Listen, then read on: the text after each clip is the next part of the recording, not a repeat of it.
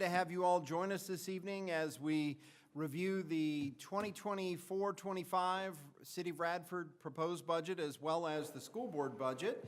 We have several pieces of business we have to take care of this evening. We will have public hearings on the budget and the tax rates that support them.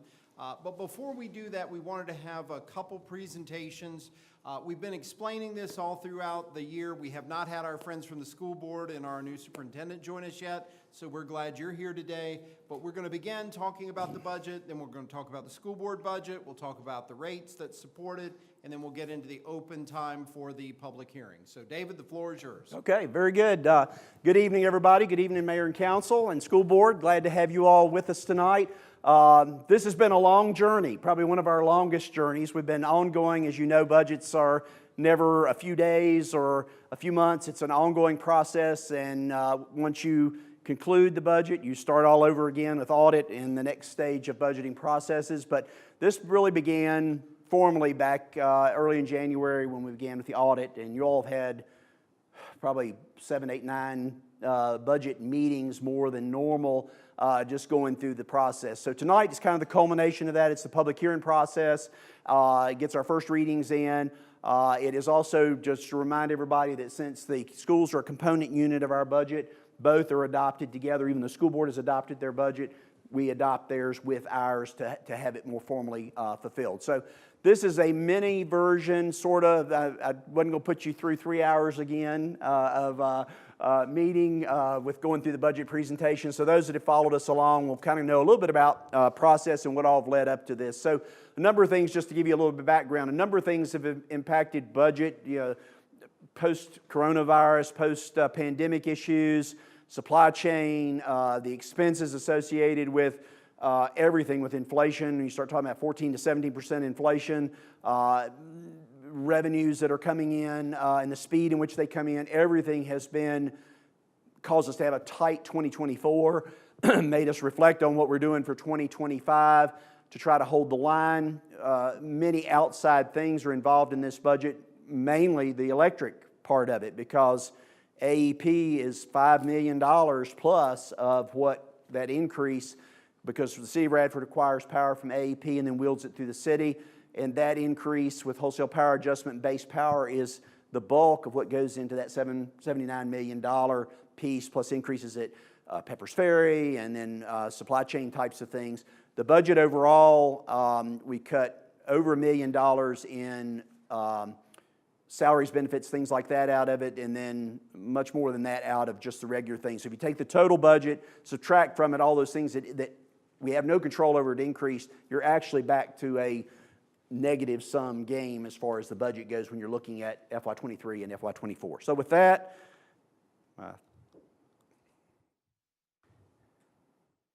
okay, so just a reminder, the components of the budget, 3 large components of our budget: the general fund, which is all the kind of operating things, the enterprise operations, which are the self-supporting water, electric, and sanitation, and then those special funds that are associated with transit and streets.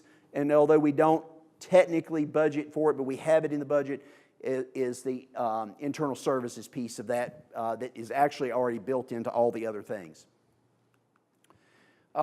Just looking at the budget itself, general fund and electric are the biggest part of what comprise the total budget. Just to give a quick summary of that, followed by the water wastewater fund and then the transit fund.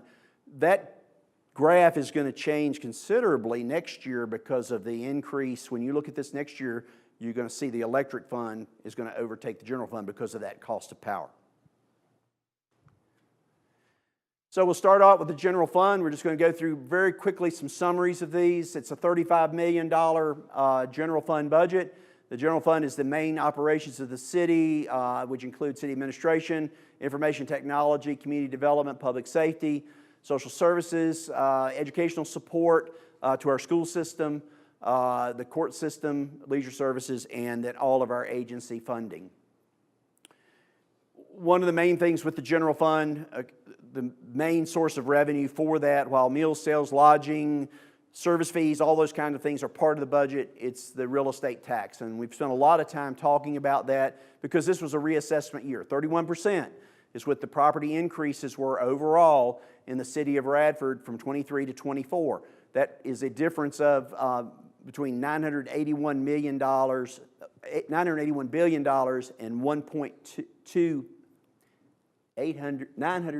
million and $1.2 billion is the increase. And you can see that taxable amount, 55% versus 45% is non-taxable. When you look at those two numbers, they are considerably different because that it takes into all the university property, everything that's non-taxable, churches, any kind of nonprofits that have property in the city. So that's a considerable amount that comes out of that total $2.2 billion number over last year's $888 million assessed value for the taxable piece.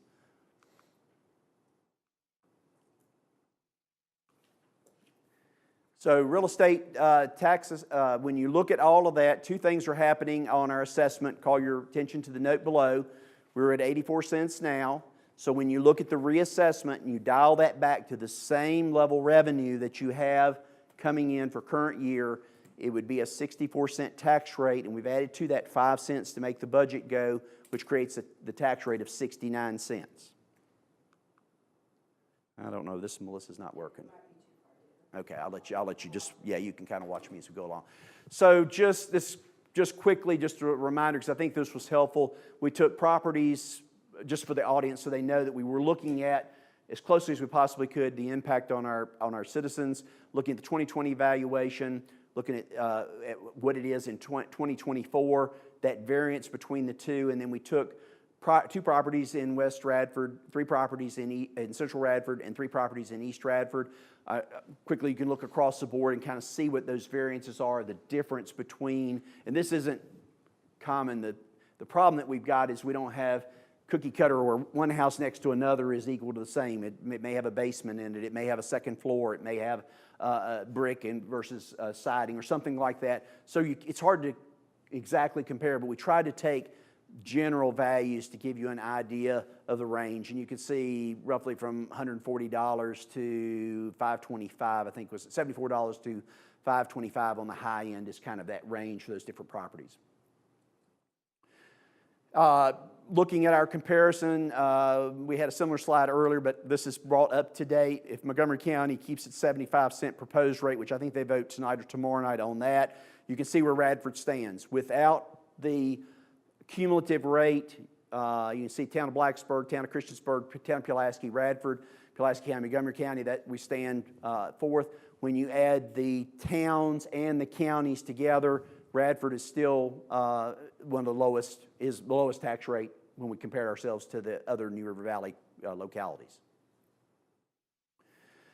Next is Water Wastewater Fund. We start into the enterprise operations, $6.3 million. A lot in this area. This is the water treatment plant, the water pumps and tanks, water distribution system, sanitary sewer area, the regional sanitary sewer treatment, and then the distribution system of sanitary sewer. Again, trying to compare rates. The only thing that we were looking to go up on, water is going to stay the same. The only thing we went up on is the sanitary sewer, because that passed through from Pepper's Ferry, which I think was 9.4%, something like that. Don't have a slide for it, but on this particular part. But note the increase from 1424 to 1624 for 2,000 gallons, and then you can see Radford is still lowest as far as water rates and sewer rates in the New River Valley when compared to communities that we normally look at. This just gives you an idea. We increased the water rate last year, no increases in water proposed, and then we did go up in sewer last year. And I think most of those have been associated with those rates for the treatment process, but we do need to do some improvements to the sanitary sewer pumps and things like that, bumps it from the 1424 to 1624. So what's in red is the only increases we've had in the past 5 years. And then looking at, again, trying to take typical customers up to 2,000 gallons. We have about 1,700, 1,800 customers that are in that category, about a $2 increase for them. 3,600 customers in the 4,000, 6,000, 10,000 gallon category. There's only about 8 customers in 10,000 gallon pools and things like that may be affecting that, but you can see $4, $6, and $10 is the respective increases for each of those. And those would be, is that an annual amount or that's a monthly amount? That's a monthly, yes. So Yeah, that's everything's monthly. based on monthly. The real estate tax is annual, That's just to clarify. the 2 payments, yes, Yep. for the 2 payments. And that's the total of the 2 payments. The only other thing that's going up, we talked about this in the process, we still have some of the lowest rates around as far as new construction goes, is water and sewer availability fees, the connection fees associated with both. Everything stays the same except the water connection fee needs to go up because of the cost of the meters and the cost of those connections. We didn't want our other customers to underwrite that. So that's the only thing that's going up, and we talked about that during the process. Still $5,300 currently, going to $6,000. We're still one of the lowest around. Solid Waste Fund, $1.7 million generally on that budget. Great services from the Solid Waste Fund. It includes our curbside trash collection service, Christmas tree special collections that are associated with that, the dumpster services that we have throughout the community, the drop center operations, big use on that on Park Road, the spring special collections, which we're going through now, great deal for folks, plug for that. If you've got collections that need to occur, please contact Building and Service to get those taken care of. It's a whole lot cheaper than trying to rent something yourself. And then that regional solid waste disposal at the New River Resource Authority. Just a comparison, no changes in rates. We're second from the lowest there, and I think Dublin shouldn't say that, but I think they're looking at an increase, but that's what we were been able to find just looking online and talking to the other managers. Have not increased the sanitation rate since 2020. And usually what drives that is the cost of a truck. We don't have a truck in the budget this year, may be impacted next year. Electric fund, so this is our big one, $29 million, and that's a biggie. So a lot of good, important things. Our electric department does a super job, as all departments do, but the electric department, make sure the lights are on. You know, we're quick to respond when there's issues. It includes the administration and service, the electric production, the wholesale power purchase, and for folks that don't know, we do produce 4% of our electricity is through our hydroelectric facility out at Little River Dam that does help control peak shave. So it's a very beneficial to us as far as cost savings ultimately in the scheme of things. That electric distribution and then the public citywide lighting system, our parking lots, any special buildings, municipal buildings, things like that. So this is the big slide. So look at 2020. Wholesale power, we used to purchase at $12 million. We're up to $20 million. So big jumps in that. That's best estimates. You can see wholesale power is generally a pass-through to our customers. It comes from AEP to us, and we pass it on. As y'all will recall, we had 2 increases last year, one in January and one in July. No way to know for sure when those are going to come our way, but they seem to have happened in the last 2 years. We'd gone years without that happening. The many things that factor into the cost of electricity is the rising fuel costs, the transmission that goes through all kinds of different companies as it comes to us, the energy demand by APCO, contract increases, and then inflation itself. So all of those go into that. So you see that difference in the $16 million and the $20 million, start factoring that into our overall budget, and you can see how much that has gone up in even over 2023. So I go back to pandemic time period just before that, look at how much increase has occurred during that last 3.5 to 4 years now. Looking at comparisons, we just brought in every possible community similar to us, part of Blue Ridge Power Association, to give you an idea. The main one is the one right under us, $171.99. That is APCO. That's what we compare ourselves to. So when businesses are looking here, industry's looking here, and they're looking at Pulaski, Montgomery County, Floyd around us, those are the rates they are looking at, and we're able to acquire it for slightly less. And then also, this is the transmission of power through the city, and then lights and all the things that I mentioned in one of the previous slides, the difference. There are some rate increases proposed. That is as we know of right now. So before we go through any further than this is really important for people to understand. Our margin got squeezed considerably from over the last 5 years, basically. Correct. To where that extra $4 million really took out a lot of the margin that we had available. And to make the budget work, we've been transferring anywhere from $2 to $4 million in the last few years. So that's been a big part. The 167.33, is that total rate at this point in time, base rate plus wholesale power? That's everything, yes. That's everything. So I just want to make that clear that even with base rate and wholesale power, where we restore some of our margin, that allows us to have a good reserve for the electric department and makes the budget work because of a $3.9 million transfer, we're still lower than what APCO customers, which mostly Pulaski and Montgomery County, would be paying. So I just wanted to point that out because that's a real important piece. And I guess since you've mentioned that, so I'll mention the transfer again. When you're looking, somebody's looking at the budget and they see that transfer, that goes back to the second slide when we're talking about the property taxes. Because we have so much, 45% of our tax base, almost 50% of our tax base is non-taxable.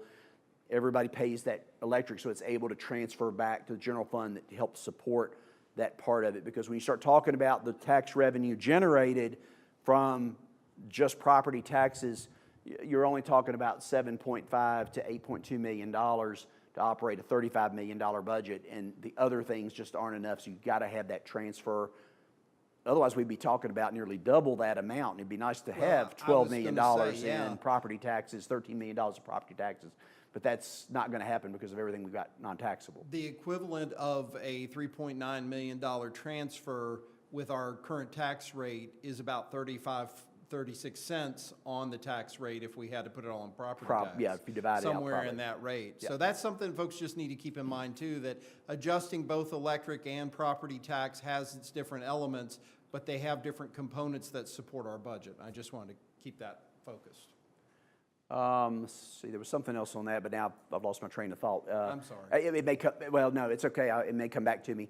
And then just like I say, the electric rate comparison, and I'm sorry, at the top, we've compared everything to 1,000 kilowatt hours, not 900. That top part didn't get changed, but everything's 1,000 kilowatt hours because that's what everybody else is using in the industry. So we tried to compare ourselves with the same kilowatt hours, with the same water usage, the same sanitary sewer issues, and the same thing on solid waste.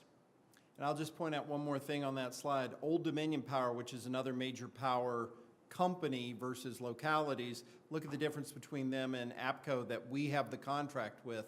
That just shows you a little bit of everything of the difference in pricing on wholesale power and regular retail power as well. The next slide is just a general breakdown. Everything in red is what is gone up. So you can see those base rates we're talking about under 1,000, over 1,000 kilowatt hours, and then with that wholesale power. So again, tried to do a similar comparison when you're looking at the rate, electric rare analysis. It is rare, electric rate analysis. I don't know how many times we've tried to change this slide. So anyway, electric rate analysis, again, looking at the customer base. Most customers are in that 1,000 kilowatt hour, 3,900 customers. Again, you kind of take a look at what that increase on the right-hand side of the dividers, $29. If you go to the next, if you use 2,000, we just kind of tried to pick some typical, instead of going 1,001 kilowatt hours, we tried to do something to give you a general idea, 2,000 kilowatt hours, and everybody's usage is different. Again, like houses, depends on how well it's insulated, how many people are living there, how often you're there, what you use, that kind of thing. $71, roughly $72, and then we've only got 8 customers in that 5,000 plus, and that's the bigger one at $199 increase. Per month? Per month, yes. Generally speaking, and then we tried to pick an average time, maybe a little bit more during the winter, cold winter months. We generally, our peak setting times are January when it's really cold, that couple of weeks in that period of time, and then sometimes in July, late July, early August, if we have nearly 100-degree days, those kind of set our rates peaks through the year. Okay, street fund. So this is just pretty much straight through from VDOT. Since Radford has nearly all of our roads are VDOT. It's 92 miles of lane miles of roadway. That's a lot for a community. So when you start thinking about Radford and a small group of folks, we try to keep everything updated. We try to get everywhere. Some of those budget components include highway maintenance, traffic control, stormwater management maintenance, and that kind of thing. Street construction, right-of-way maintenance and mowing, snow removal, all that special event support that they do for the concert series, anything that we may have going on in our community, calling about any kind of special call-outs for anything that we have that we find during the night, weather-related or otherwise. Parking lot maintenance, public grounds and beautification, and of course our leaf collection program are all part of what goes on with our street fund. Transit fund, $2.8 million. That is 90% with $320,000 roughly is the city's investment in both capital and operating. We run a transit system that is largely supported by FTA and DRPT, which is the State Transportation Network. It covers our local transportation services, our regional service connections to points here and yon, whether it's Pulaski, Montgomery County, or other special provisions, capital equipment, and then those partnership arrangements. It is a joint partnership between Radford University and the City of Radford, and of course our financial components, which is DRPT and FTA.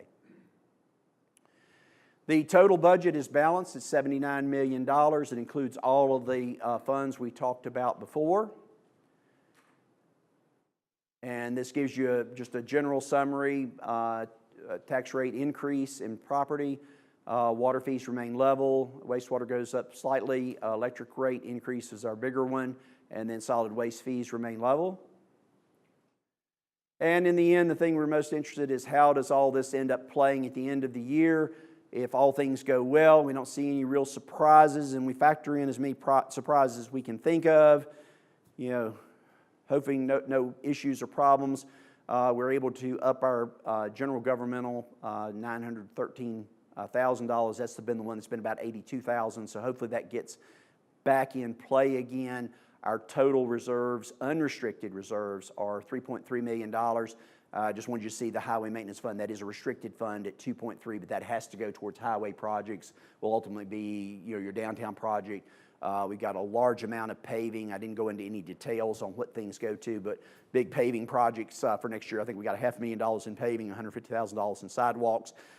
May up that a little bit more through the course of the year once we get our footing to be sure that we transition into the first 4 to 6 months of the fiscal year. If it looks like it's holding, then that may be something we can look at late fall, early spring paving. David, in 5 years, what would you like to see that reserve total be? What's a realistic goal for us to shoot for? We need to be somewhere in the just over $5 million. That's our targeted reserves. Callista, help me remember. Enterprise funds, electric is your bigger one at 20%.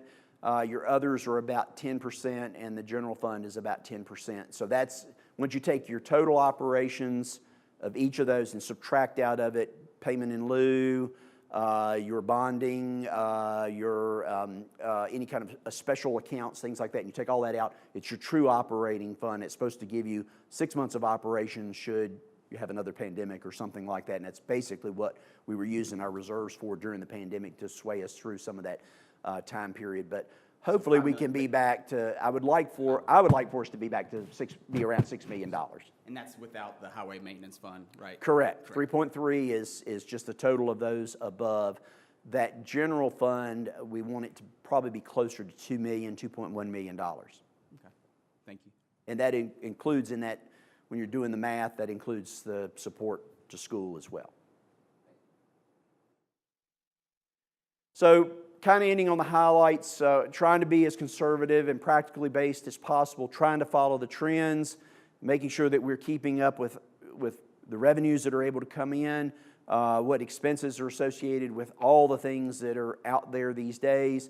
We don't have many purchases in equipment, very few this year. I think there's only about 3. So it's absolutely necessary equipment, but we still don't think we're going to get behind in that process because we've been doing pretty good. We had gotten way behind years ago, so we were trying to catch that back up. So we've got the sanitation trucks and things like that to do the needs that we have. Excuse me, my voice is about to give out. Investment in infrastructure. Main thing I think everybody's interested in is launching that new period of economic growth. You know, our industrial park, downtown improvements, housing that's doing really, really good. We want people to live here, shop here, work here, travel here, and be a part of the community, making our community walkable and visit and have all the things that you would need without having to go outside. Maintain those high-level services, and that $79 million, we keep all the services that we have now while we're watching everything closely. We are keeping the services that we have currently. Economic opportunities and growth, and hold expenses. You know, if we don't need them, we're trying to hold off on expenses that we're not sure. If we don't think we need them, hold them currently. No new positions in the budget. You know, things are current. We do owe the schools some money, so we're going to get you all caught back up. But other than that, all bills and things like that are current for current fiscal year. So I think we've done pretty good considering everything we've been through, and we appreciate the patience of the schools working with us for a little while we get cash flow turned around. So with that, I think, Adam, it's all yours. Well, Any before- questions before for we you get to all on Adam, the city I was gonna budget? see, do we have any questions? Everybody good? Okay, I know we've talked this to death, but I also know there's a lot of folks here who haven't heard some of this. So thank you, David. Adam, the floor is yours. If you'll come up to the podium. Thank you, sir. Okay. Anything I missed? I appreciate it, and I appreciate being invited here tonight. And I understand I like to stand shoulder to shoulder with you as we fight the good fight. These budgets are moving targets. When we're finished here tonight, Carrie and I will be back at it in the morning, working on things for next year, quite frankly. So I appreciate your hard work. Yeah, Adam and I have got to meet a couple of times. I know he's new, but he's been able to catch up with me several times so far. So I really appreciate that, and trying to work together in meeting common goals and needs. Same here. Thank you. Real quickly, I just want to remind you guys of some talking points that you won't see on the screen, but I took some notes before I came down tonight, so if you'll indulge me, these are verbal things that I'm glad to send to you written, but there's some things I jotted down here that I want you to remember. Until the budget is passed in Richmond, we still are very unsure about our funding, okay, that comes from the LCI, and for those of you who aren't familiar with that term, it's the Local Composite Index. And quite frankly, this year, the city of Radford schools saw a complete plunge in our LCI, and that's a good thing, but that's not a good thing, okay? That increases our funding, but the three things that the LCI are based on means that we are having, the locality is having a more difficult time funding schools, okay? So the state has pitched in more money. So that's why I say it's good for funding. It's bad for the economic outlook for this region, quite frankly. I know that you've heard in the news where Franklin County took a huge hit. Floyd County took a hit. We were fortunate in that we did not take a hit, and our funding has increased, okay? So the LCI, as you know, takes a true value of real estate, adjusted gross income for this city of Radford, and our taxable retail sales. So those three things combined sent our LCI down, okay? Competitive compensation is one of our priorities this year. We like to stay competitive with other school divisions in our region within driving distance of this area so that we can maintain quality, talented teachers, and they don't look elsewhere for higher compensation. So that is one reason for, that is one priority that I have, and in fact, it's the top priority. A 7% increase in salaries is included in our budget, but that only equates to a 4% increase locally. 3% of that we are planning to come from Richmond. So that would be a 4% increase that we would burden locally. A portion of this money, like I said, comes from the state. But that money, the 3% plus or minus that would come from the state, will only cover our SOQ positions. SOQ stands for Standards of Quality. So that includes your licensed teachers, administrators, and so forth. What it does not cover is everyone else, from custodians to bus drivers, people who aren't directly included in teaching of children, okay? So the state will fund us our SOQ positions.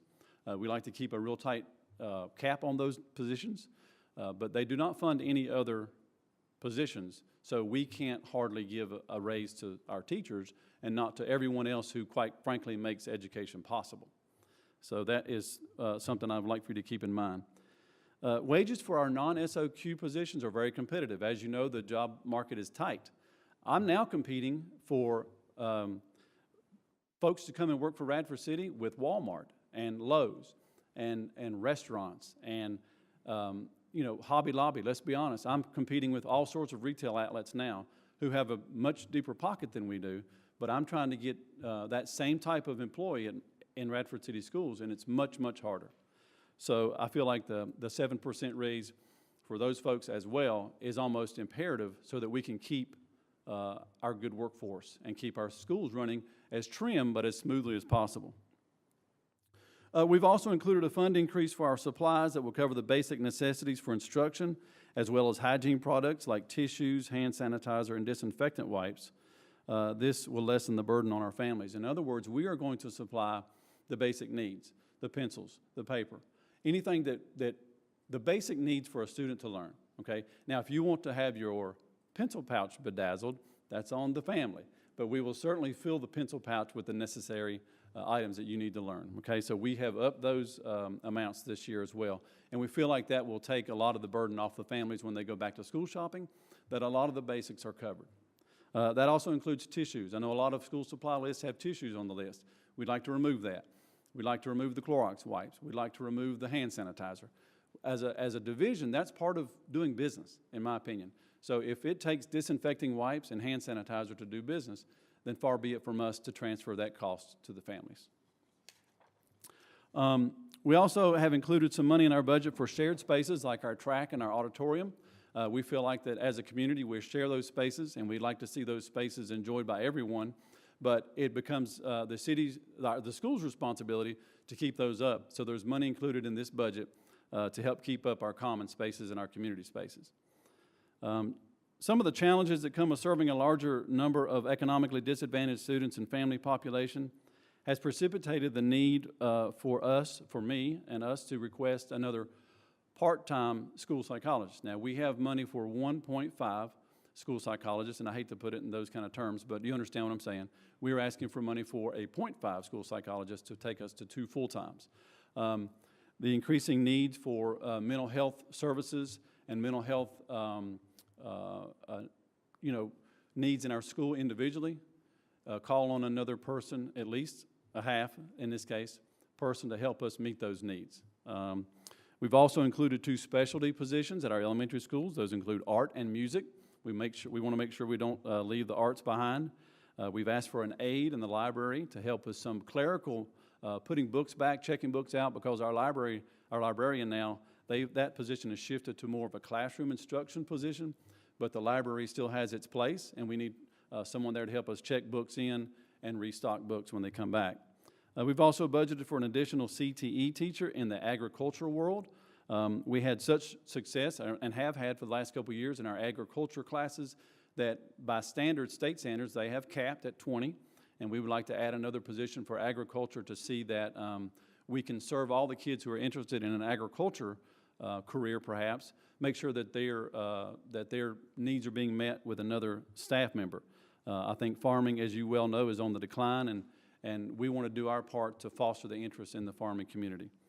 We have a great partnership with Radford University in their apprenticeship program, so we have committed to, hiring's a big word, but hiring an apprentice for we have one now that we started in January, February, and we've asked for one for next school year. It's a great partnership to cultivate a talented teacher for, hopefully that will stay at Radford, but it's a lot less financial burden on us to have a full-time teacher in the classroom with the kids in a partnership with Radford University.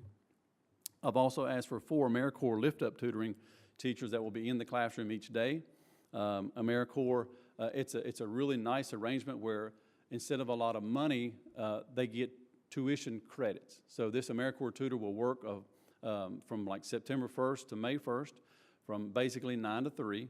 They don't get a lot of money per se, but they do get college credit. So let's just, or money towards college credits. Let's say that this person's older and may not have a college class in their mind. They can transfer that to their son, daughter, or grandson and granddaughter. So we did that at some other divisions where I was working, and it worked really, really well. Fuel, consumables, and energy costs, as you mentioned earlier, are always on the rise. It seems like we don't get a break. Each time we turn around, those are on the increase, so we've budgeted extra money in those categories. Our ESSER monies that came along with COVID, those are expired or are expiring within the next 6 to 8 months. So that was a really nice piece of money at the time, but those monies have to be encumbered and spent. I think the last one's in December. So that money will go away. That helped defray a lot of costs at the time, and we appreciate that, but that's no longer going to be the case. We do get federal funds, but most of those are in the form of title grants, titles 1, 2, 3, 4, and 5, where we have to spend the money on certain things, certain people in a certain way, and we're audited on those things.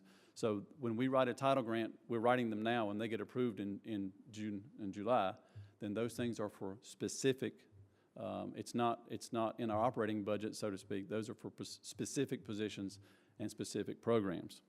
Okay, sorry, that was a little long-winded, I'm sorry. Are you going to drive for me? Excellent. Okay, so again, our increase in state funding is based on a lower LCI, our local composite index. There you see the difference between, now I have known in years past where you would never see a number below 0.2. And a lot of divisions now are seeing that number, and it's unfortunate, so to speak. Projected state funds based on projected student enrollment, which is about 3,010 of those 1,525 plus or minus are residential in the city of Radford, and 1,485 are virtual. That total is $31.3 million. City funds, which is level funding we've requested for the last 2 or 3 years, maybe more, is right at $5.8 million. And local funds that include student tuition that we charge for out-of-city residents and our K-12 Stride admin fees that go along with our virtual program, those come in at just under $1 million at $900,000. So the total budgeted funds approved for by our school board for the next year is $38 million. If you don't mind, I'll go through the funds quickly. Our textbook fund, which we refer to as Fund Zero, and the teacher in me doesn't want to read this to you, but just follow along. That textbook fund is going to take a hit in the next 12 to 15 months because 3 of the 4 core subjects are adopting new standards, and anytime we adopt new standards, we have to adopt a new textbook. And at about $100,000 plus per set, we're getting ready to deplete that fund tremendously. Our operating fund, which is the biggest bucket, so to speak, just over $38 million, as I mentioned. Our school nutrition fund that we like to be self-funded, so to speak, comes in at just over $1 million. Our grants fund that I spoke about earlier is $2.6 million. Our health insurance fund at $2.8. This year we saw a 7%, was it 7? I'm sorry, Carrie. 6% increase in health insurance that we've decided to cover ourselves as a division. Again, trying to attract and maintain and retain talented staff. I've heard several teachers say that, any wobble in the health insurance cost would, cause them to look elsewhere, and we do not like to hear that. So we're trying to absorb that ourselves at 6%. The Capital Projects Fund at $220,000, Fund 5. Our Region 7 Virtual Academy. Now that is different than the Stride K-12. The Regional Academy is Region 7 that we refer to in Virginia. That includes pretty much Radford and southwest of here, all the way down to Lee County. We have our own regional alternative virtual setting that we fund that is really helpful for us. It comes in handy in a lot of different ways that I won't bore you with, but that's our Fund 7.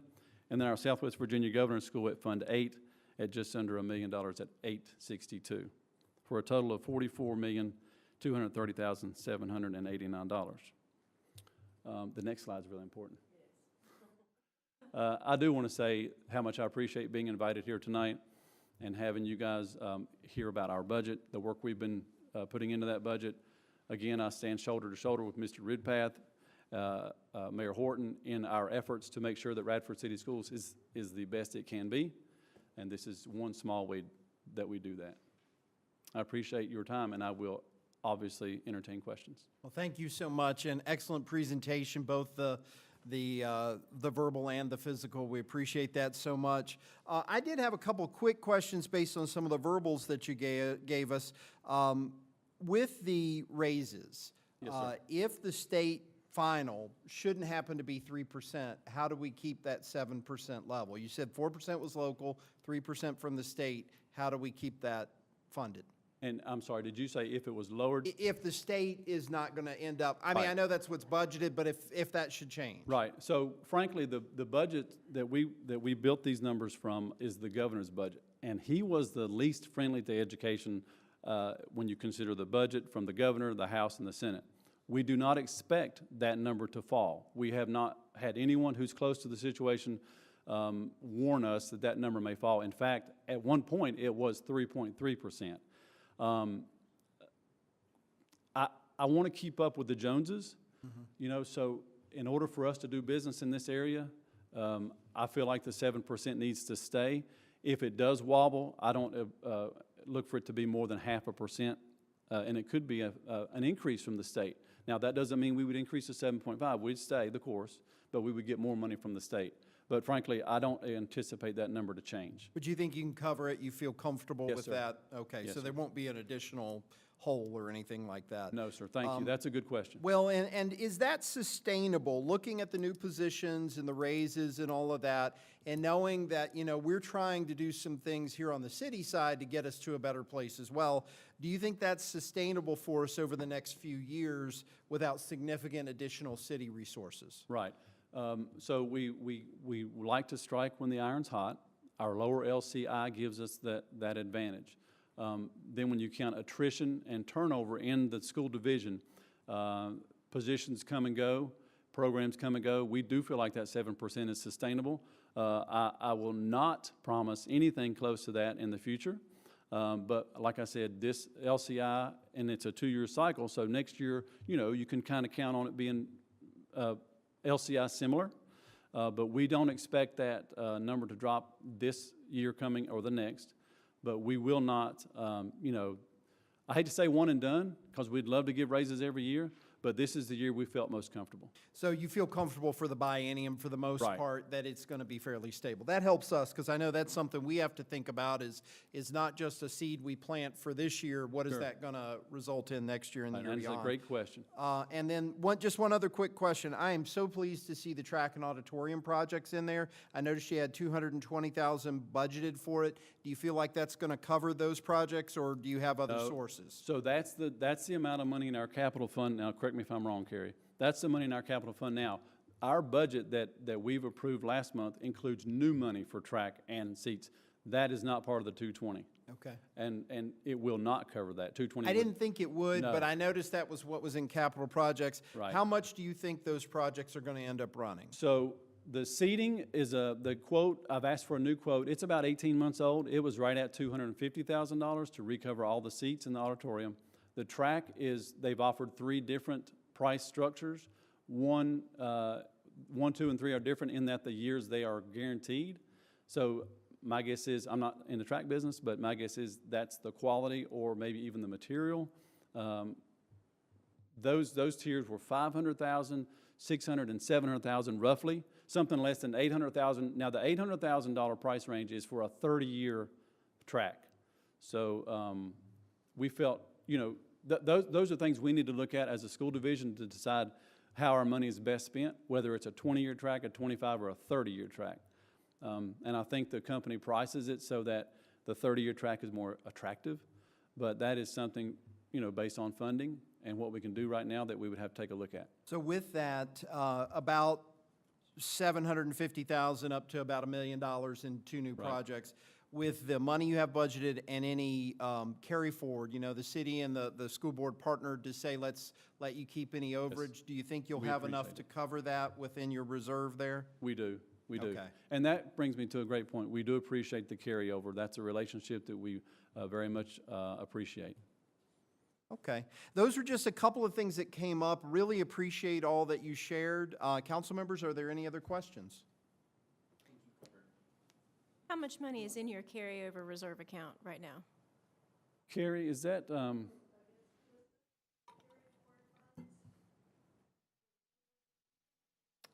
know how, I got the number, I've been asking for a while. I know what number you carried over last year. I want to know what the total is in the reserve fund that you've been carrying over, because I know you don't use the entire reserve every year, so there's some carried over from however long ago. So what's the total reserve amount that you guys have? Is the number I'd like to know. No, if you can send it to me, that'd be great. oh, we'd be glad to do that.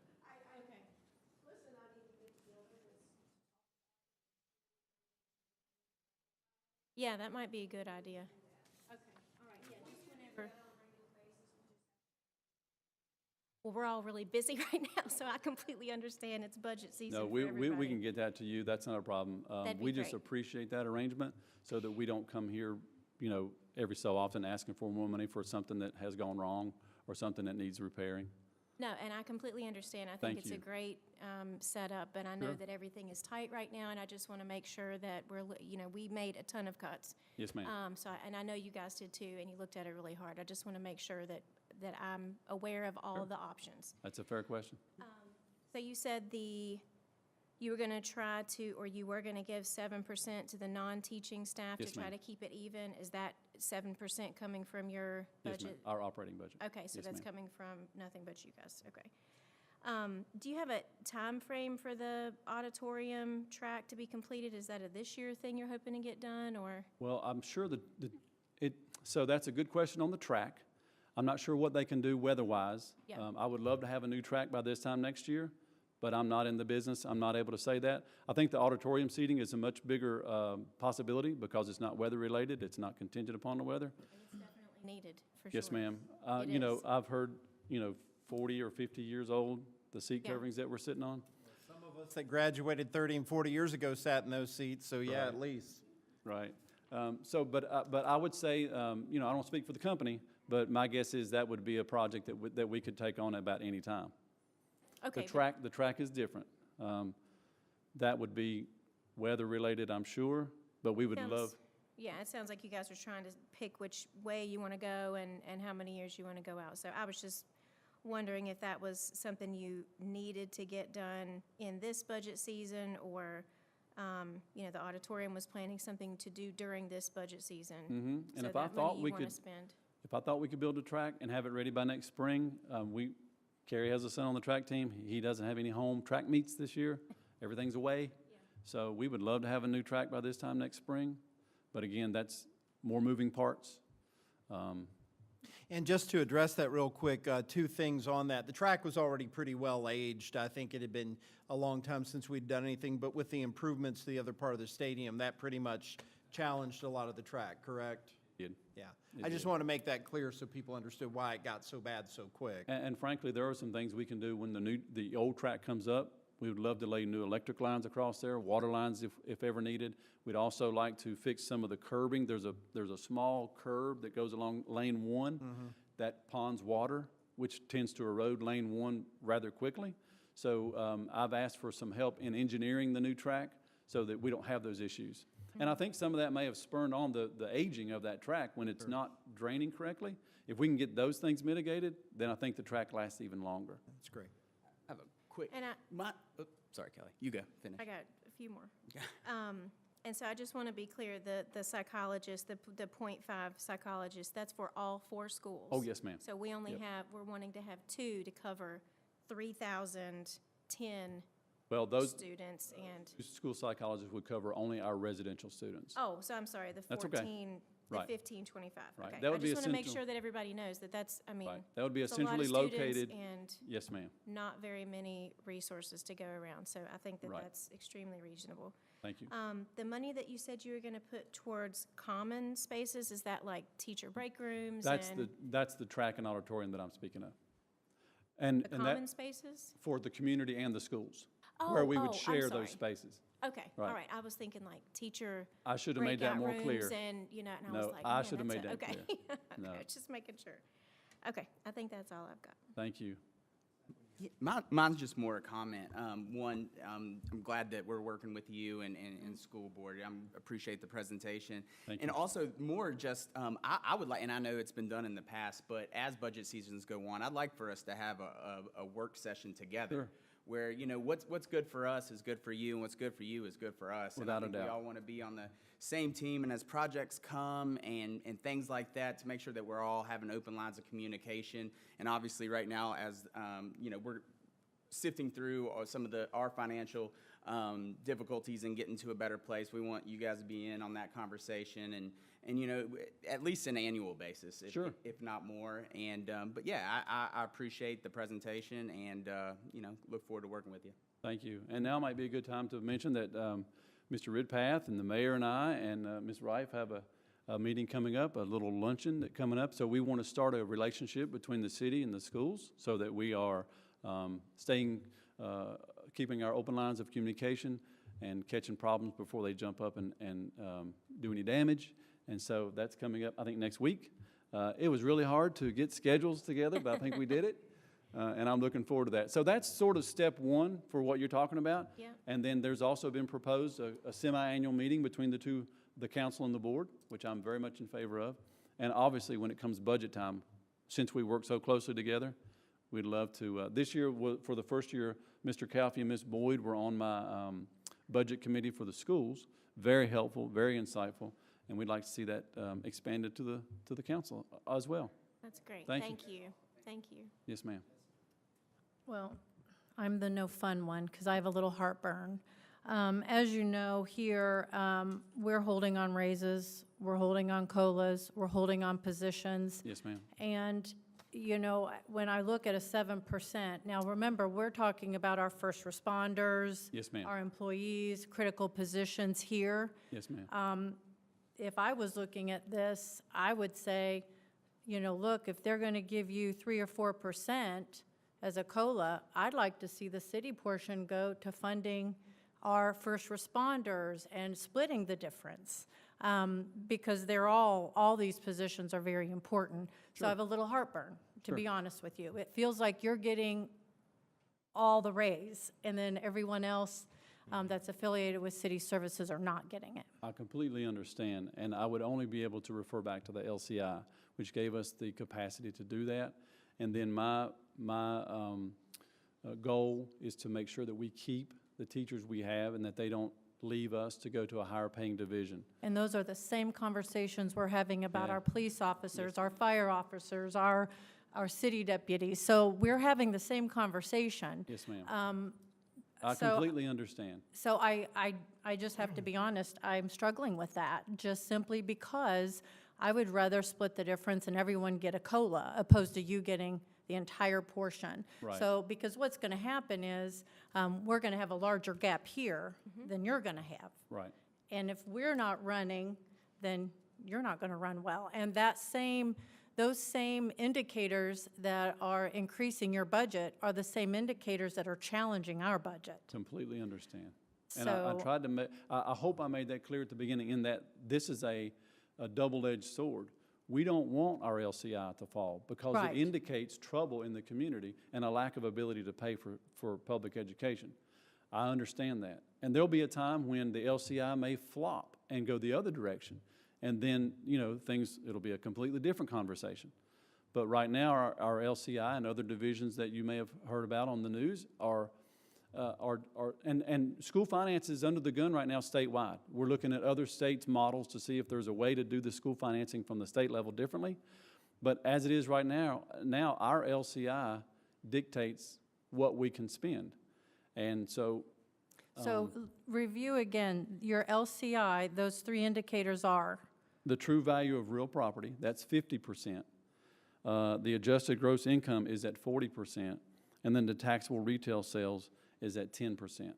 Right. So that is all very critical to our budget as well. Right, So I'm right. just pointing that out. Sure. I'm struggling with that. I would just prefer that we split the difference, and when we held the line a little bit for everybody opposed to just one entity. I'm just going to be honest, I have heartburn about that. So can I ask, what's 1% equal for an increase? So you said that you're definitely going to be, you know, covering the 3% to make the 3 to 4, it makes 7% for the teaching staff, and then 7% you're going to cover outright for the non-teaching staff. What's 1% cost in your budget? So I'm sorry, I was going to say, when we built this budget, I asked Ms. Long to get me a dollar amount per percent. Do you remember?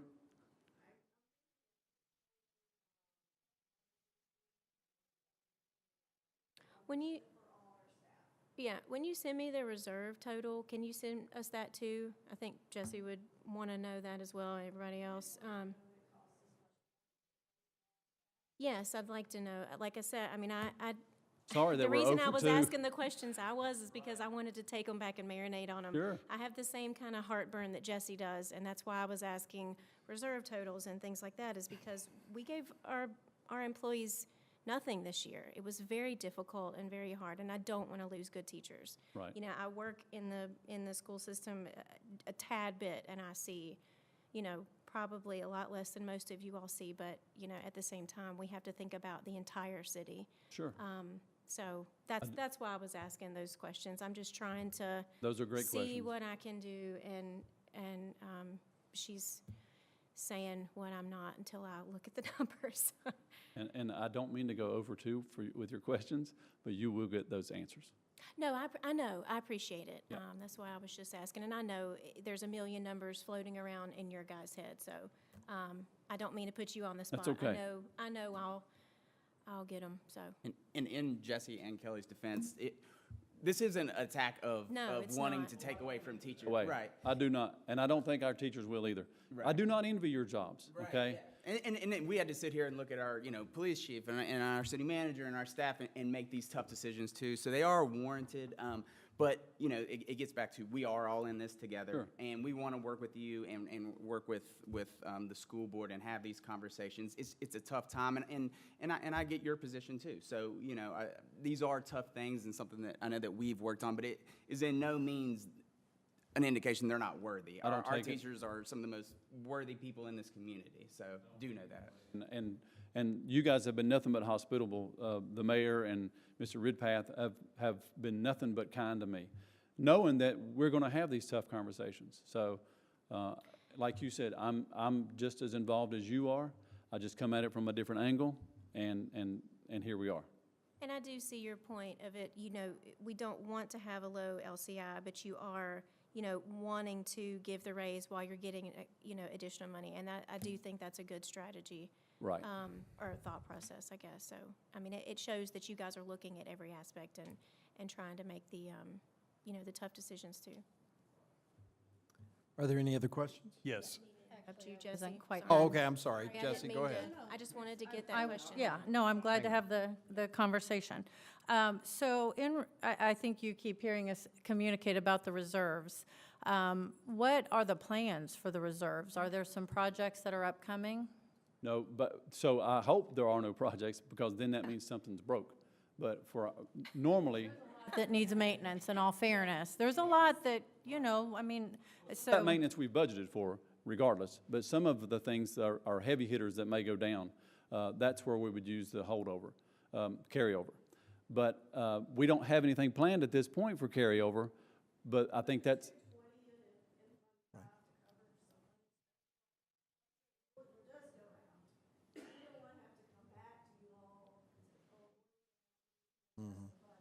So where do you think reserves is sitting? Give me an idea. Are we sitting at 300,000? Are we sitting at 3 million?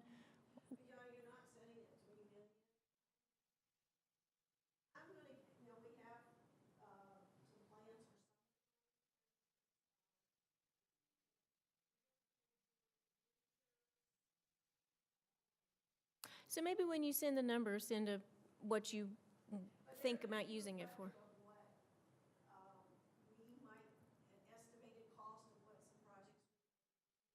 Okay.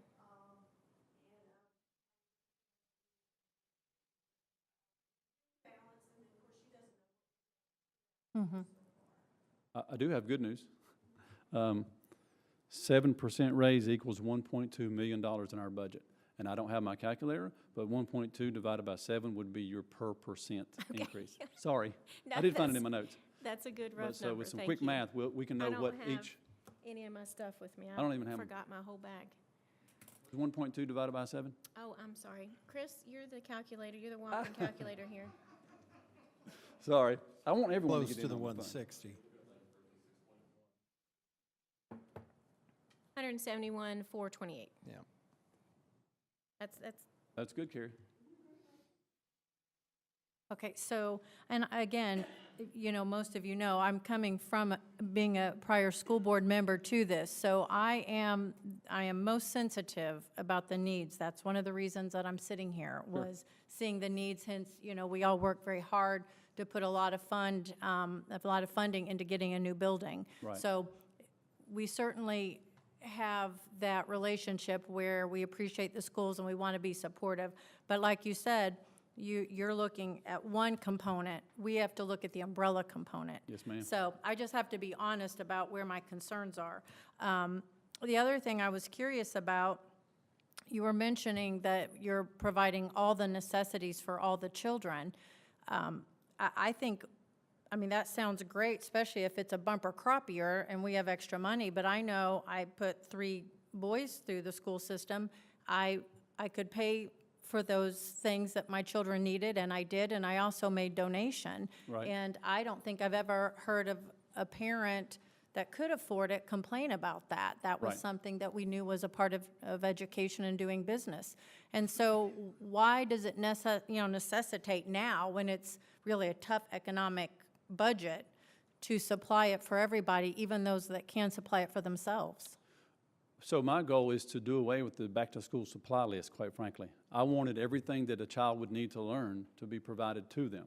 I'm not at that point just yet, but I think with money in our budget to be able to take a step towards that is very important, because then families can, maybe not be so burdened with back-to-school. I think that's, we have tax-free weekend and things like that because families are burdened with back-to-school. Not only, I can't supply their tennis shoes and their clothing, but I think as a school division, we owe it to our families to supply the things that are needed to learn. You don't go to a car dealership and buy the car without the wheels and tires. I feel like that we owe it to our families to be able to supply the basics. We're not going to supply the fancy items, like I said, with the pencil pouch or things like that. But I just don't feel comfortable telling kids that in Virginia, with a free and appropriate education, you have to spend hundreds of dollars to come here. That's not fair. Now, I'm getting philosophical, but No, I love that. I didn't see that. Like hundreds of dollars, that may have been a little bit more bells and whistles, because you can get pencils a lot cheaper than that at Walmart or, a supply store. So I'm just saying, at a time when we are at a critical mass and we're really tight on the budget, it seems like an unusual time when there are families that can afford it, and in fact, not only can they afford it, but they typically don't mind assisting those that might be in need. So what is the increase in that portion specifically to cover that? Do you know? 10,000? It was very minimal. Well, we say that, but we've been cutting 4,000 here, 5,000 here. Right. Everything adds up, so there's no minimum line item in these Understood. budgets. Everything's on the table. But if I could disaggregate who needed the help and who didn't, I would be more than happy to do that, but I don't think that's possible. I know in the past, it's always seemed to work out, so I'm just saying maybe we revisit that at some point, because if there was ever an additional need in a classroom, then periodically a teacher might say, especially during COVID, we may need more Clorox wipes, and then Right. the families that could afford it, we would donate additional wipes. So I'm just saying, we have families that can't afford it, but we have families that can afford it and don't mind buying their children's supplies and also helping other children. That's the kind of community we live in. I If we agree. can, we help each other. But to mandate it, because basically, when we put it in a budget, we're mandating it through taxes, so it's distributed anyway. So And just to tie onto that and think out loud a little bit, Bobcat Backpacks kind of does that with the food. It might be something too that a organization, if we could come together with that and in the same spirit that you guys did, and you can achieve your goal, and we as a community could do that too, would That's a be great point. something to look at. You talk about collaboration and in a cost-effective way. I think that'd be something that we should all talk about. That's a great point. And I know, I'm the treasurer for the McCarg PSA, and I think there's one month where we literally ask every single, pre-K, kindergarten, every grade, what do you guys need? And we'll buy it in bulk and give to them. And it's always Clorox wipes, tissues, crayons, all that kind of stuff. I know that there's not a PSA in every single school, but maybe there's a group, that you guys could get together that would be able to send out a sign-up genius like we do, because I know I order a ton of stuff like that all the time for just McCarg, but I know Right. the other schools need it too. Maybe, researching, getting a group together and sending out a sign-up genius and saying, hey, parents, this is what we need to donate, and let the parents that can help more Right. and help some that can't. I really commend you wanting to take that cost on. It is a big cost. And everybody wants the, sparkly one versus the plain one, and you feel bad not getting your kid the sparkly whatever. So I really do think that that's a great goal, for sure. And I hope that we can make that happen. Sure, thank you. Do you have anything else, Jesse? I think just as a final point, I know that I am most curious about the reserves, because as we increase things in the budget in that line item, it's not a slush fund. If you have the money there, it really is there to use, not to continue to carry over. It's there. This is a perfect time to use it. This would be the time. Right. That is, the money from the taxpayer, from the budget, from our budget that went into your budget, and, I'm not comfortable with seeing large number of, a big dollar amount continue to get carried over when we do have needs within the school systems, and we all know about those. So this would be a good time to utilize that money, opposed to continuing to carry it over, which is why you have it. So I would like to see how much is there, what you have coming up, and how you anticipate utilizing it for the schools. It's on its way. And I think for Debbie Downer, that is all I have for right now. Some things you wanted to ask about? Well, I have one thing. Okay. I'm just curious, so how many, as far as teachers, how short are we? Well, we have a list of openings right now, but as far as being short-staffed, that's the Yes. wrong term. We are Okay. not short-staffed. Okay. I think we're very comfortable with the staff we have in place right now. Okay, Unlike other divisions, we feel very fortunate that we are. And fully staffed is a little big too, but we're not short-staffed. okay. I know that, but I'd like to ask anyway, since we're live here, and I want to make sure that everybody else understands that too. So thank you. Right. There are some, since we are live, there are some openings on the website. If you're interested, Yeah, we'd love to have you. yes. Thank you so much. Yes. And we're glad that you're here. Thank you for putting together and presenting this budget. Thank you to our school board for your hard work. And we will get to your questions in just a minute. We'll have the public hearing portion, and you can ask then, and we'll go from there. It'll be in just 1 second. It'll be everything, so we'll get to both of those. Thank you. But thank you so much, Adam. Thank you. Thank you all. All right, council, before we open the public hearing, any other question or comment? Okay. At this time, what we're going to do is open the public hearing first on the fiscal year 2024-25 budgets, both for the city and the school. We've talked about it now for over an hour. We ask that if you have any questions or comments, to please come down to the podium. We aren't going to time these, so they can be as long as you need for your questions or comments. State your name for the record and use the microphone so we can hear you. So the public hearing for the budget is now open.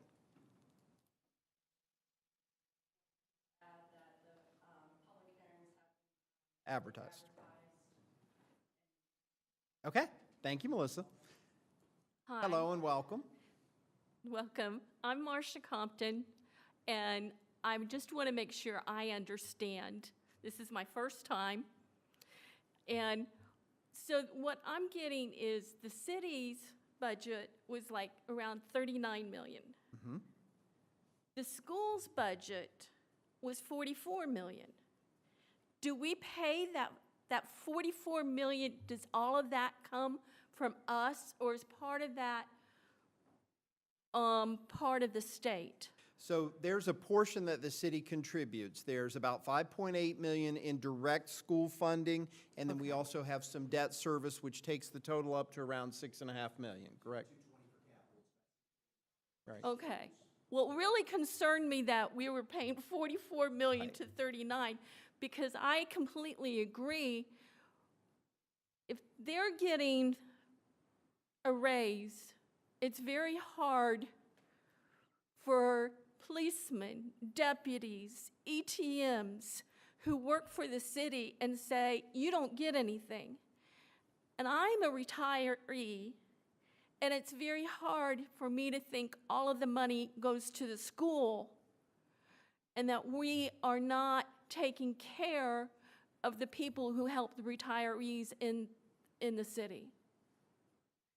So I worked for the school, I loved the school, and it was great, but it comes a time that it's not just the school. There's other people that work here. And thank you. Thank you so much. Does anyone else have any other comment or question about the budget? Give it just another minute. Okay, we will close the public hearing for the budget, and we will open the public hearing for the 2024 tax rates. Now, just to confirm what our tax rates are, the proposed tax rates, just to make sure everybody knows, real property tax came down from the 84 cents to 64 cents. That brings it about level with where the reassessment was. So it would be raised to 69 cents per $100 of assessed value. So that's how you would figure out your new tax. Machinery and tools tax remains stable at $1.76 per $100 of assessed value. Tangible personal property remains at $2.44 per $100 of assessed value, and this includes your vehicles. So that's the car tax. That's where most of folks encounter it. And then tangible personal property, which is business property, remains at $1.76 per $100 of assessed value. So at this time, we will open the public hearing on the 2024 tax rate.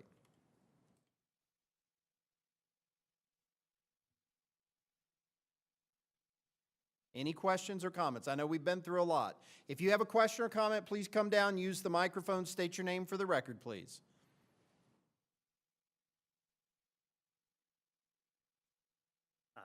I'm not sure if I'm the better half, but my name is John Compton. I had a question as far as the assessments and the process. A little disturbed when I got the initial mailing as far as how much my assessment went up on my house. Did some research into it at that time to see how my house compared to the activity in our neighborhood that I live in. I live up in High Meadows. So we got kind of a little microcosm of houses right there. So I was just trying to see how my sale or the sales around my area compared to how much my assessment went up.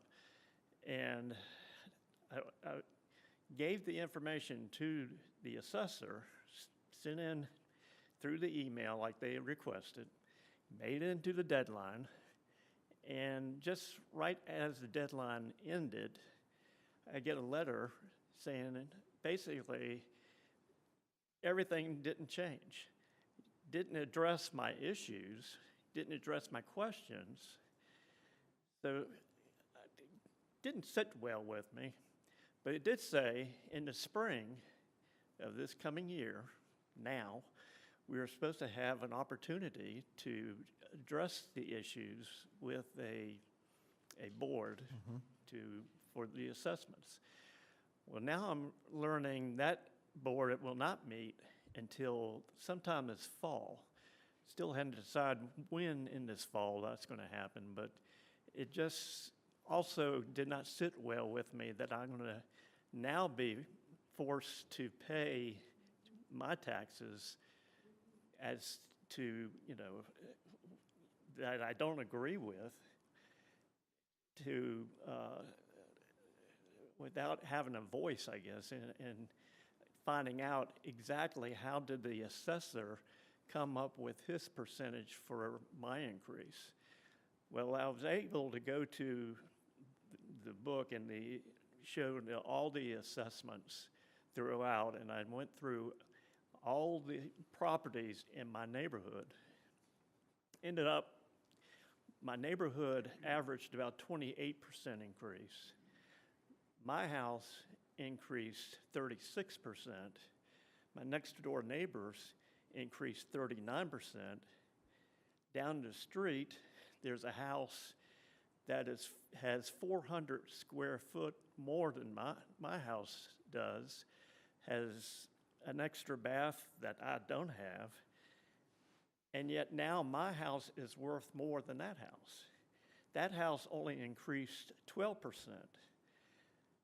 Now, I went through, seeing how much this is going to impact everybody in my neighborhood, there's going to be 22 people who are actually going to be paying less taxes, real estate taxes, than they did under the old session.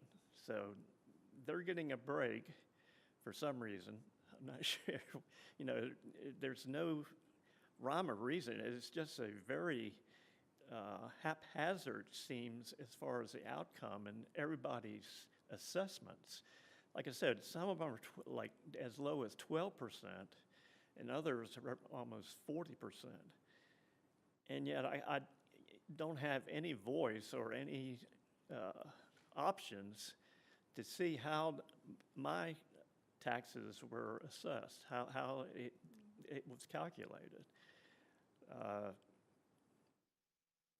I'm hoping that, you know, that we will get, maybe this setting will come up as far as having the group to be able to get to that, I guess, committee that will be able to give us maybe some more clarification how one house can be reassessed at a completely different level than another house. What did they use? What was their basis? Did they use sales in certain areas? When we did the appeal, we had a list of why we did not think that it was assessed correctly. I mean, it was 0.1, 0.2, 0.3, 0.3, 4, and so forth. And none of those was addressed. We just got the same. It was exactly the same letter. Denied. Denied. That doesn't tell us anything. And now we're supposed to wait and have an appeal in the fall. And my mom was in government, and it was like, you pay your taxes, they're going to say you're happy with it, and they're not going to do anything about it.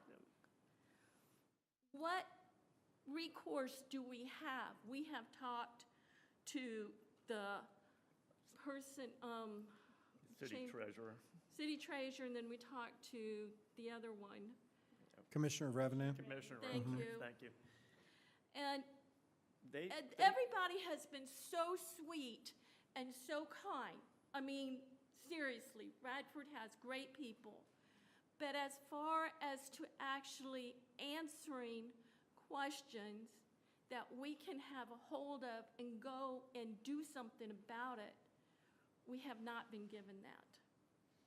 And it's very frustrating. And they told me to go ahead and send in the information again to them. Well, that came back instantaneously because you do by email. I mean, and they said, nope, you missed a deadline. But we hadn't. So, I mean, it's frustrating. So I mean- we thank you all very much for bringing that up. Do you have anything else you want to share? No, that's all. Okay. Let me see if there's any other questions, then I want to get to that specifically, and that's a very important point, and we do want to talk about that because there's a number of things that are out of our control that surprised us. So does anyone else have a comment on the 2024 tax rate? Okay. We will close the public hearing, but give you a response on that. So to your first point, as far as I understand it, and I'll ask David to chime in where it makes sense, with the assessment of your house, everybody's house is a little bit different. And they look at the sale of a house that's as close to yours as they can find to try to give us comparables. Some houses are considerably more desirable, even if other houses may have more amenities. Because of location, because of access to the house, things along that line. I don't really know. I'm not an assessor. I can't speak to that. But I know the real estate market is very dynamic right now, and that things are very different depending on what goes, and in different communities, different things go. Is that pretty accurate with the assessment piece? Yes, of course, the assessment's done completely independent of city council and city administration. Wamplerines does that, and with the kind of the numbers you were throwing around, the 12% and the 40-some%, that kind of makes up pretty close to that 31% that I'd mentioned earlier. I will follow up with the Commissioner of Revenue and make sure that they make some contact with you, additional contact.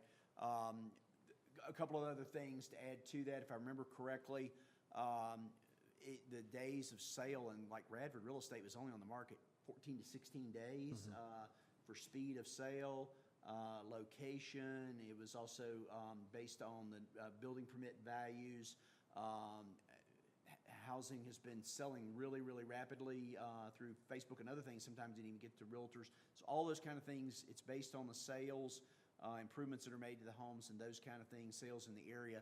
Generally, I don't know if that answers any question, but that's kind of what the commissioners. That's office, the basically board what of we're viewers- told, Yeah, with they're that. correct. I think the Board of Viewers is not going to meet until, Board of the Viewers, that's got. Board of Equalization. Board of Equalization, I'm sorry, I'm thinking about. And we wanted to talk about that for just a moment. We need to address that. Yeah, so we had anticipated our Board of Equalization meeting this spring. We appointed them when we needed to so that they could have spring meetings. My understanding, having spoken with the commissioner, is that that process is changing at a state level. That when they went to a training to learn all the things that they needed to be a board member, that they found that most other communities were moving the equalization period from a springtime to a fall. And my understanding is by September, we think that's when the Board of Equalization is going to meet.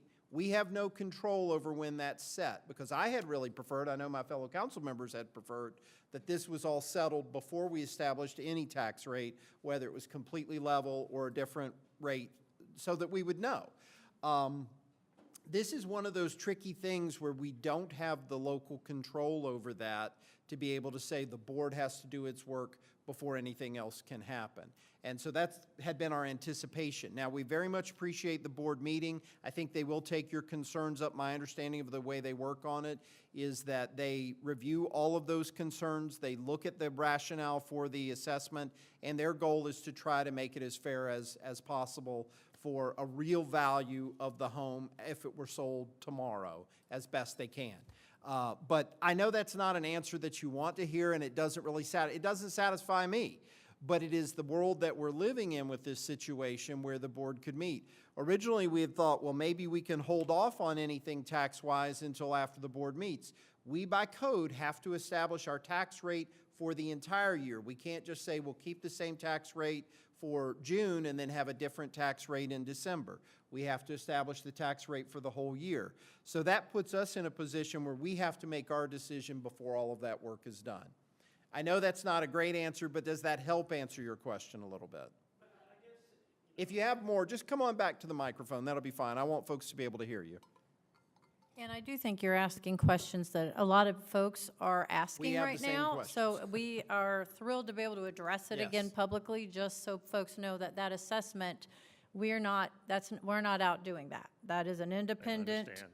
And a fun fact, I'm in real estate, fun fact is when you look at that larger home, typically the larger the home, the less value you get per square foot. So you can't Right. take the same numbers and translate those over. So there's some differential there. And also being in real estate, I can tell you that the values have gone up exponentially. I have people looking to move here, and we can't find a home. There was a house in High Meadows for sale. It pended, I think, the same day, and I couldn't even get clients into it. So if you want to sell your home, let me know. Anybody in High Meadow?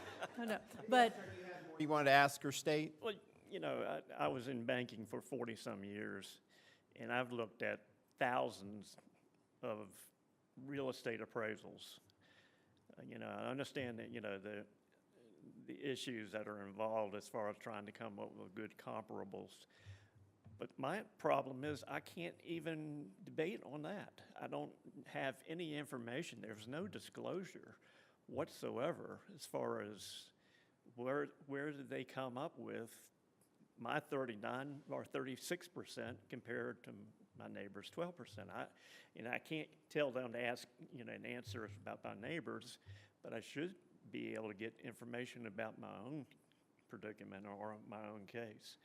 I mean, I feel kind of bad because I know after hearing all, you know, this pressure that y'all are under as far as getting the tax increases, and I think it's a fairly good start as far as what you have done as far as adjusting the assessments and the tax rates to not be as much of a burden on anybody's individuals. individual cases, but I just look at my street and just see just a plethora of different rates that didn't make any sense to me whatsoever.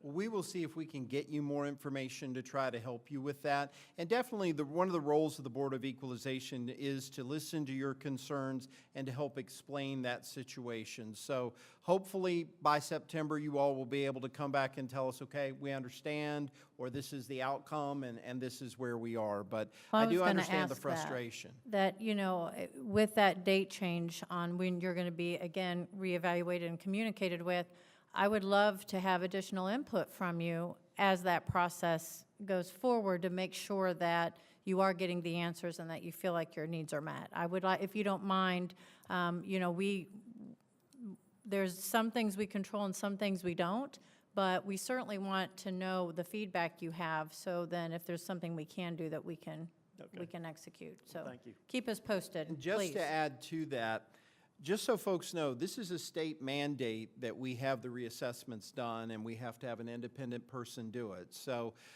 even if we were to adjust the assessments at some point, it still doesn't change the overall value that we have to receive as a community to be able to fund the things that we need to fund. So that's part of the challenge. But we do want it to be as fair a process as is humanly possible for everyone. And so we do appreciate you coming forward. Thank both of you for your comments and your questions tonight. These are things we want to talk about, and this is what these meetings are for, so that we can address issues that may be concerning to some folks. Okay. Well, Thank you so much. Okay, so having gone through the public hearings, we do have two pieces of business we have to address. So we have two ordinances. First is the budget ordinance. We've reviewed that ad nauseum this evening, talked about both the City of Radford's budget and the school board budget. The City of Radford total budget is $79,043,310. The school board budget is $46,803,799. That's what we would be considering this evening based on our charter. Do we have a motion to adopt Ordinance 1802, which would be the budget for the fiscal year 24-25? Is there a way that we can approve one, and, because I still have a lot of questions on the school board. We have some numbers that I would like to be able to see. I don't want to. Well, let me Is there talk about our options for that? process. Because I'm So not if we ready. approve at the first reading, we can always make adjustments at the second reading, correct? If we decide that. Correct. So we have two I just want to readings make on sure, this. very clear, that once, because if I can't possibly propose changes, if there is, I'm not ready. You can make changes between now and. Okay, just making sure. Yes, so if we choose to adopt this ordinance on first reading tonight, we will still have a second reading that it must pass on, and the planned second reading is Monday night, the 22nd. If we hold, will we still be able to meet our deadlines? Yeah. We would have to schedule another special meeting if we go down that path. Well, that's what I'm saying. Can we do one and not the other? Do we have to do, I mean, I know they're tied together, but I think we're all okay with the city budget portion.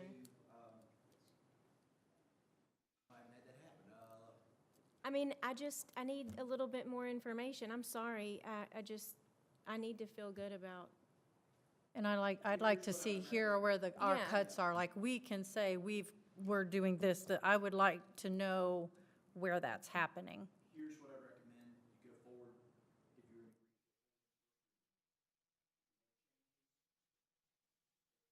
second reading, if something happens you don't feel comfortable, you can uncouple in the second reading. I guess I'm not comfortable, so I don't want to say I'm comfortable the first time. Yeah.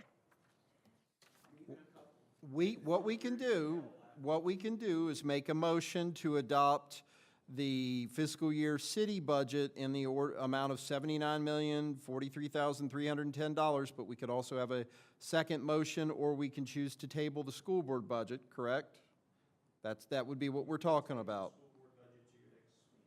Is that going to Now, stop if we do something that, for you though, guys? that's Is what I it was going to gonna- say. If we do that, we will have to have a special additional meeting, because it will still have to have a second reading. So we will have to coordinate that, and there has to be some time in between the two. They can't be right on each other.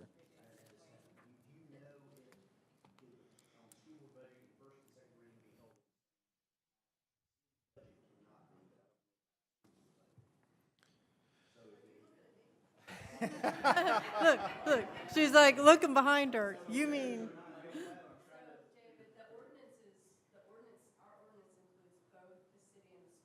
We would be amending the ordinance, and we'd have to have a separate ordinance. Number 1802 would be approved as is tonight.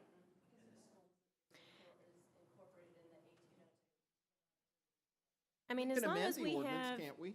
as We long can as I adopt have as amended. information and I can marinate on it and make changes, you know, if we have to, I'm okay with the caveat of I am not comfortable, I may make changes, but I need the I mean, if I don't have the information, I'm gonna say no.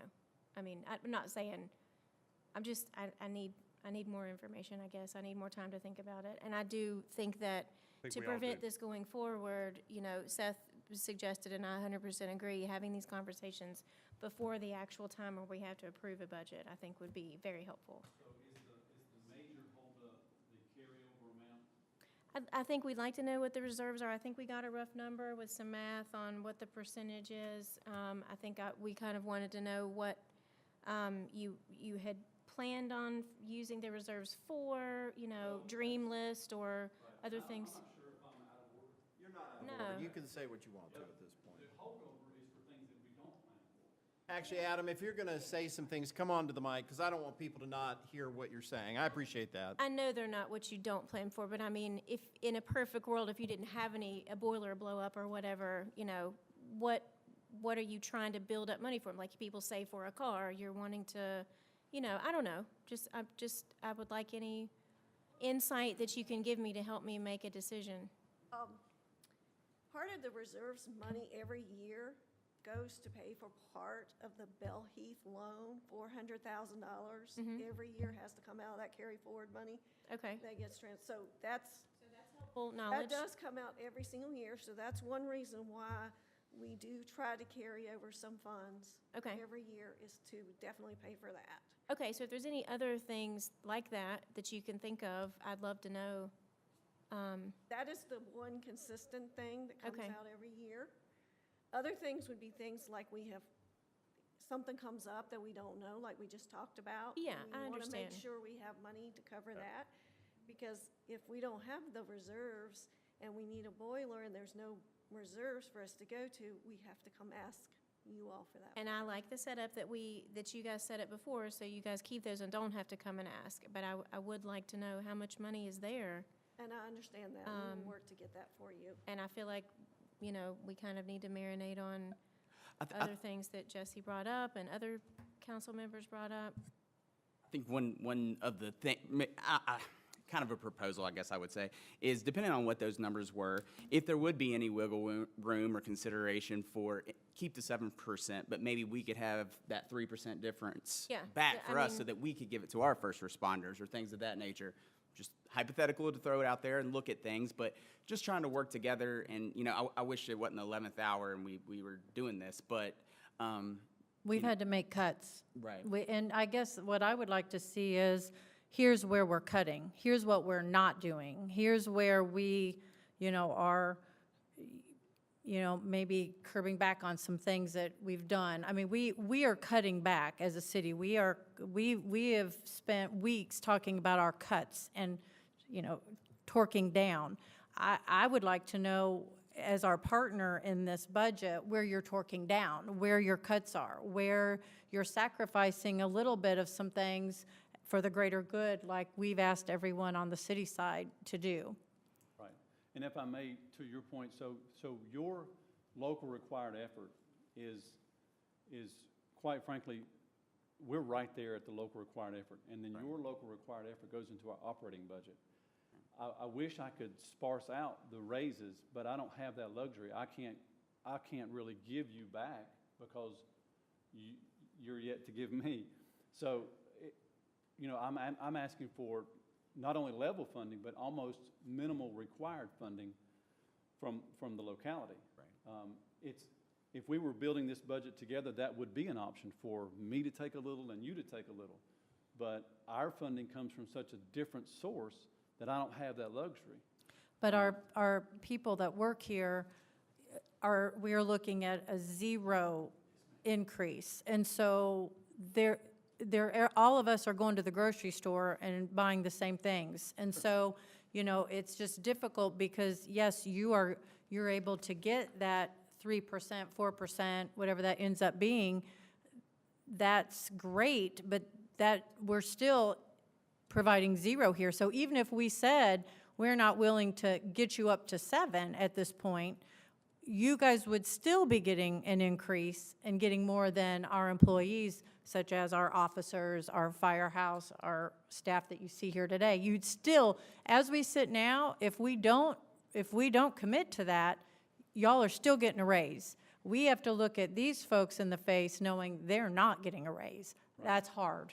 And then you're coming saying, we want 7, but we're getting some of it from somewhere else, so it's okay if we get 7. No, I'm glad you're getting it somewhere else. I'm glad you're getting an increase, because the worst thing in the world is saying you don't get a cost of living increase right now, and we know the cost of living has gone up exponentially. We're talking about our housing costs have gone up. So, and again, my boys went through the school system. I love the school system. I have full admiration for everything you do, and I know it's not that you have a plethora of resources. I get that, but none of us do right now. So it's just finding that middle ground where we can look at each other in the eye, and I can look at everyone else that does a wonderful job supporting our community and look them in the eye too, because they have to feed themselves. So I'd like to know more about where those cuts are. You know, I'd like you to revisit our portion of that. I really would. I know you don't want to, and I get that. Made my stomach hurt, still makes my stomach hurt about where we're at on the city side of things. So, maybe that's. If we were to leave that 3% plus or minus that the state offers us, if we were to leave that on the table, they take it away.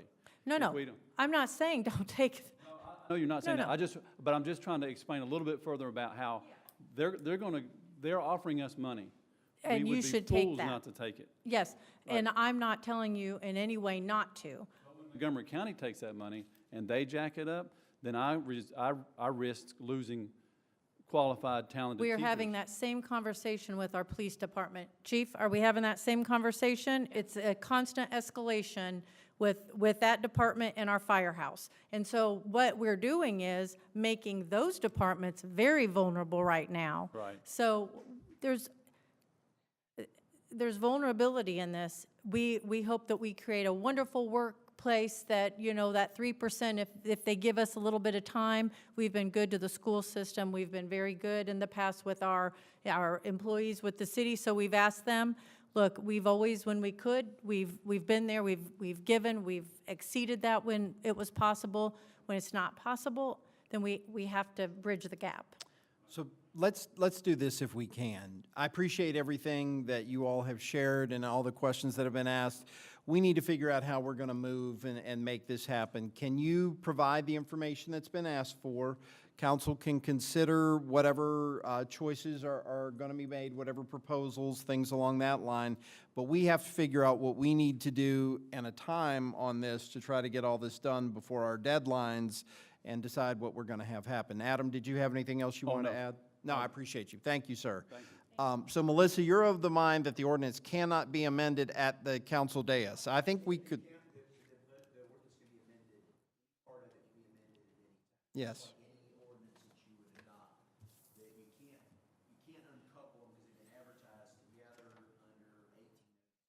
Okay. So I don't know the way to disconnect the two. You can do first reading and change the number of this. Okay. I'm willing to do that at this point, but just saying that I still feel like there's some conversation that has to happen before I'm So let me talk about our timeline then. So if we have our first reading tonight, the opportunity with what is proposed moving forward is the second reading on Monday night. So we really have to try to get this done in 6 days. Anything that's going to happen, any conversation. If not, we will have to conduct additional special meetings next week, because the deadline to get all of this done has to be by the end of April. So having said that, is this reasonable? Do we want to move forward with ordinance 1802 tonight on a first reading? Again, this is not the final piece. Whatever happens with the first reading has to pass to get to a second reading, but first reading, and then we have a second reading on Monday where we make any additional changes that are requested. So moved. So we do have a motion. Do we have a second? Second? A motion and a second to adopt ordinance 1802. Is there any further discussion? Hearing none, will you call the roll, Melissa? Yes. Yes. Yes. Yes. Okay, so. That's first reading. First reading. I was just going to explain that, yep.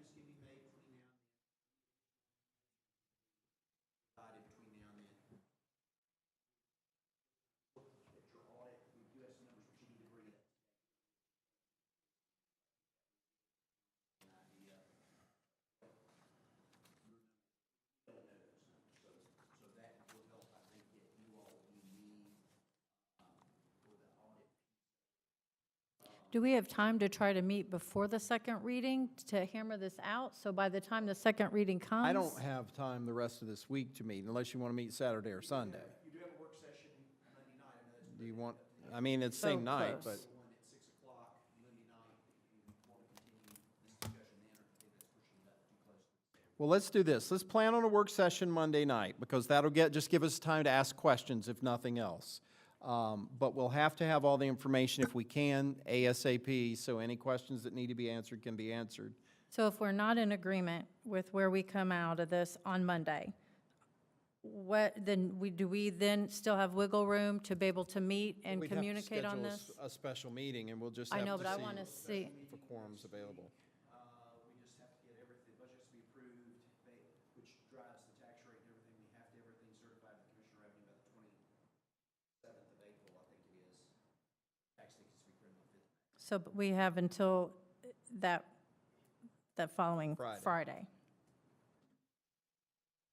That's one of the pitfalls of having a calendar year Yeah, tax rate. tax rate and a fiscal year budget. And we talked about it, y'all haven't, but we've been talking No, I about know. it for years. Yeah. That's how we have, but we have that deadline that comes close as many communities year. Well, I guess we'll ask this. I know everybody probably doesn't know your full schedule tonight. Let's go on and look at trying to clear the 23rd through the 26th as best as possible to see, depending on what occurs Monday night, if an additional date is needed.